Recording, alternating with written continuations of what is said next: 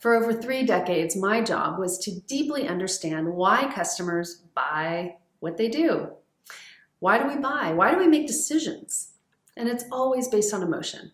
We like to think we're logical, but we're not. We use logic to rationalize an emotional decision. And then, once we would understand how customers wanted to feel, we could reverse engineer what that meant to products and services, experiences, business models, cultures. How do you design an entire organization to create the intended emotion within customers, and you would see growth go up, purchasing, loyalty. And yes, this is called emotional manipulation, and really savvy marketers and executives know this principle. Here's where it gets really interesting. Not everyone is motivated by the same thing, right? Of the 34,000 emotions that we can experience as a human being, most of them are what I call mutable. They change. Something happens in the outside world and it triggers a response in us that is happy, mad, sad, joyful, whatever it is, right? And then those emotions kind of move on. Conversely, there are a handful that I call motivating emotions, and they are predictive of who we are as people because they've been very stable over time. And I call these the cheat codes that describe human behavior. In marketing terms, they often define what's called a psychographic profile. Groups of people who are intrinsically motivated by the same things. So let's take freedom and security, for example. These are two very common needs, and you can see the dynamics play out in most countries around the world, especially the US, but many countries in the EU as well. So you have the freedom seekers. They're much more about, obviously, freedom, but they're lower risk.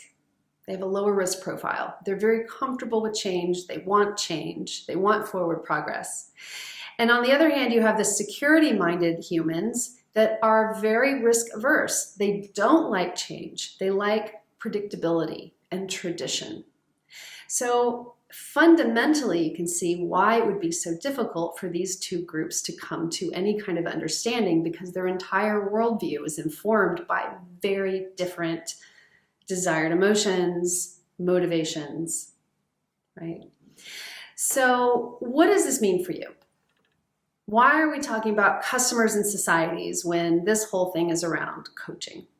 Well, for starters, most of the people I coach are leaders, executives, founders, and this truly is the number one principle around customers that every founder, leader, executive needs to understand.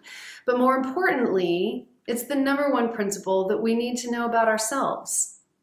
This is self-awareness. And when we know our own, let's say, psychological profile, what's our psychometric profile? When we know this, then we're able to make better decisions.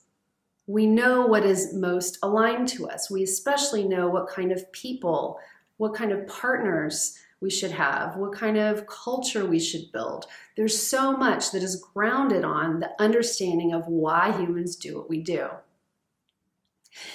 So all of this then can be used to create lives, work, cultures that thrive. Back in 2019, I was not thriving.